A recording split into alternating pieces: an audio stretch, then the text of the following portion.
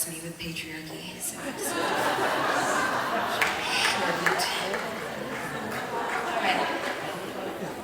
So, I'm glad to be here. I have about 10 minutes, and I was remembering that I think the last time I was in Chicago, I was here with my cohort of leaders, and it was before Trump was elected, and there was a rally that he was holding here. And it was when all those videos were coming out of people getting like punched at like Trump rallies and stuff. And me and my friends were talking about like, we should go, like we should protest. And my friend Bethany was there, and at that time, she was pregnant. She was a pregnant Mexican-American woman. And we said, Bethany, I feel pretty uncomfortable taking you into that space, sis. And she said two things. She said she works in El Paso and she works with young Latinx kids, and she said, I need to be able to go back and look my kids in the eye and say that I stood up for their humanity. And she said, as a pregnant Mexican-American woman, my body is a protest, and I'm going. And so we were like, cool. And so we literally practiced how we would surround her should the crowd like get rough. And that is maybe one of the more stressful and anxious experiences I've had being in a space. When we went to the rally, it was hostile and very, very tense. And in the end, what happened was the rally got canceled. And right when they announced that Trump wasn't showing up, it was probably one of the most amazing 3 minutes of my life, because it turned out like 60% of the people in the room were there to protest. So everyone just like unfurled their banners and ripped off shirts, and like suddenly everyone was in a protest shirt. Like everybody had like a sign. And it was like, oh my God, we're all here. But we'd all been hiding. You know, we didn't know that like the room was full of other kindred. And so that's what I remember about being in Chicago last time. I want to share a few thoughts. I want to be really clear. Our topic today, as I understand it, is about us being in solidarity as people of color with other people of color communities. And I was feeling really tense about needing to like be an expert, but then somebody in the room next door to me smoked hella much weed, and it floated into my room. And now, we may not have liberated evangelicalism, but I myself am liberated. So let me just tell you, let me locate where I'm coming from in this conversation. I am a Korean and white, cis, hetero, straight woman who grew up in Seattle in a tiny Korean Seventh-day Adventist immigrant church. I'm 43 and I got my ears pierced 8 weeks ago. That's how conservative my upbringing was, saints. I lived in Los Angeles for 20 years where I worked in campus ministries. By the end, I was focused on Black campus ministries and our urban programs, and I currently serve as the executive pastor in Berkeley at the Way Christian Center, which is a predominantly Black church.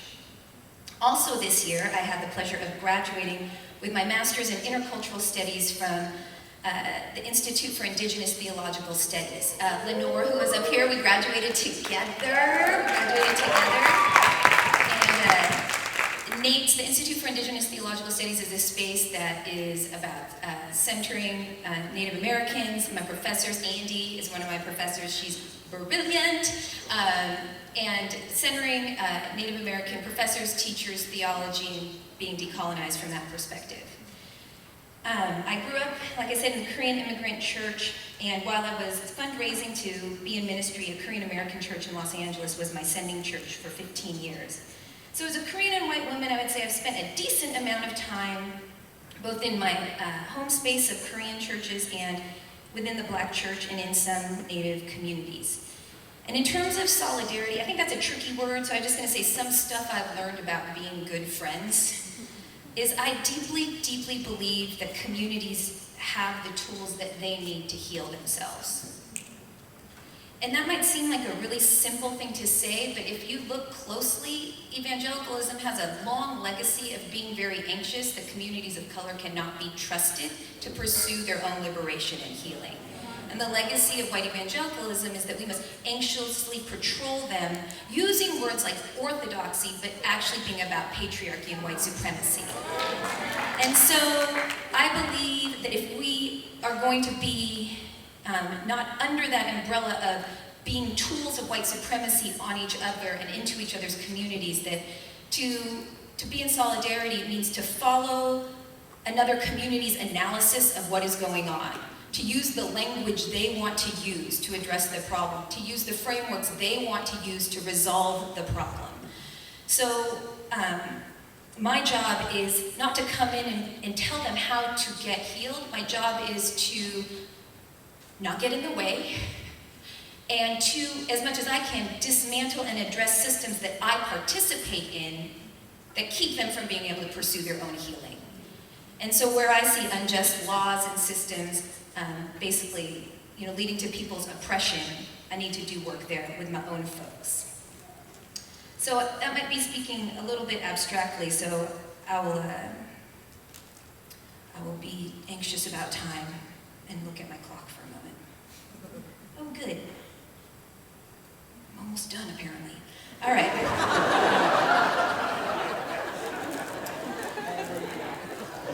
So I'm gonna just keep it, okay. Thanks, God. I'll keep it simple. So one thing I would say about being a non-native person in native spaces, especially Christian spaces, if you know anything about the history of how Christians have treated native people, it's super good. No, obviously it's terrible, it's genocidal, it's ongoing, and Christians have this, particularly you see that there is, in 2019, an ongoing belief that that Native American folks still need to somehow be rescued from themselves and their culture. And so I feel like for me, my primary job to be a non-native person who claims to follow Jesus in native spaces is to try to be a good learner, to listen to Native American professors, theologians, teachers, writers, be a good friend, learn to be a good guest in the land, stay out of the way, and don't buy into the lies. I feel like the two lies that I try to counteract when I'm in Korean American spaces and Asian American spaces when I'm speaking to my home community is, not all Native American folks are gone. They have a lot to teach us about how to follow Jesus. They're not objects of academic study. They are authorities in non-Western ways of knowing. And that I think there's such a deep, particularly in Korean American communities, there's a deep trust in Western academia. And so needing to speak up that Western academia is not going to lead us to liberation. It's always a tool of colonization. And so we need to be sitting at the feet of non-Western teachers and people who are going to teach us non-Western ways of knowing. Even when we're trying to decolonize, we have such a tendency to trust whiteness and trust Western thinking. And so it's been important for me to try to resist that at every turn. I would say in terms of being a non-Black person, being a Korean and white woman in Black spaces, in 2014, 2015, 2016, I think there was a lot about listening to and believing what people were saying about Black lives.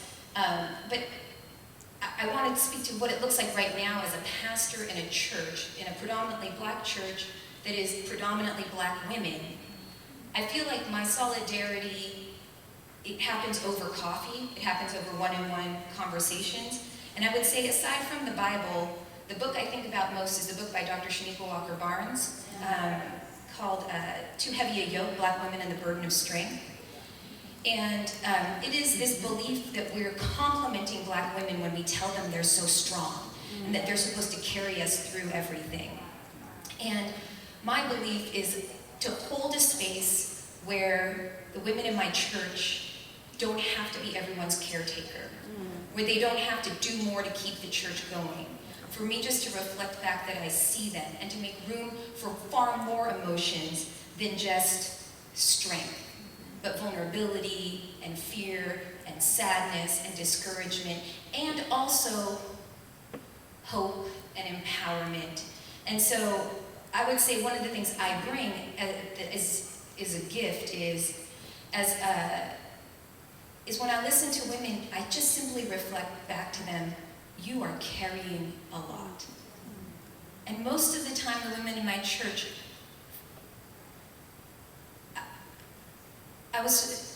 might be caring for a relative's child as well as their own, dealing with impacts of gun violence while trying to go through higher education. They might be, and then other people bring in so many caretaking expectations, and the number of microaggressions and just outright aggressions that the women experience at work, it's almost overwhelming to me, just as the listener, not as the recipient. And to listen and say, That is a lot. And how can we not expect you to do more, but how can we make room for you to maybe carry a little bit less? So that is currently over coffee how I'm trying to stand in solidarity with the women in my church. And scene. I'm going to end there because my time is up and it's making me stressed out to keep talking. So, in Jesus' name, amen.